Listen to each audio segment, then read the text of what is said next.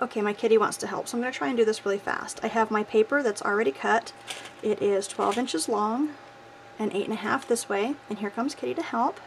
And I'm going to score it parallel to the 8.5 inch side at 1 1/4. No, Kitty. 2.5. And then I'll hop over to 5 inches, then 7 inches. And then I will also score at 9.5 and at 10 3/4 on this side. Then we take and flip our paper, make sure that the corner is up here in the corner of your scoreboard. And then we'll score again parallel to the 12 inch side. We'll score at 2.5 inches. And then again at 6 inches. Okay, and it's kind of hard to see, but you're going to have, each of these corners is going to have a 2.5 inch square. There is a score mark going through it, just ignore that one, and cut out the 2.5 inch square. And here comes Kitty wanting to help again.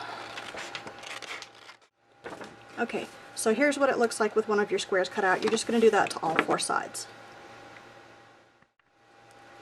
Okay, Kitty's over at the window, so we're going to keep going. Then you're going to fold in each of these 4 squares diagonally with their corner or tip pointing towards the center. So I want this pattern to be the outside of my holder, so I am going to turn this over when I fold these edges.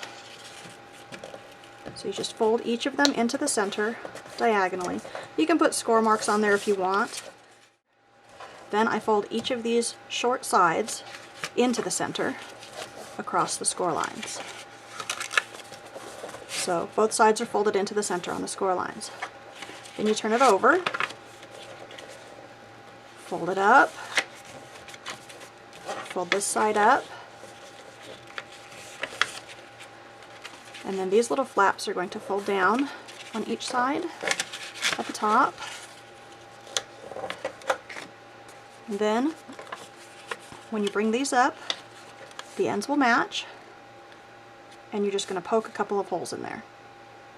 You want to poke them close together. I like to use the crop dial when I can find it. Here it is. And I sort of use this center line as a guide and just punch a little bit to the side of the point of that V there, and a little bit to the other side of the point of that V. Okay, then all you're going to have to do is string some ribbon through and tie it in a bow. If you want to put some cookies in, then you want to put your cello bag with your cookies in it. Make sure that you put your ribbon around the bag, and then when you pull it tight and put it in a bow, then it will grab the end of that bag. It'll cinch it together and keep that closed for you so that your little cookies will be safe inside. And that's it. Put a card in the front, put a tea bag in the back, and you're all set to go.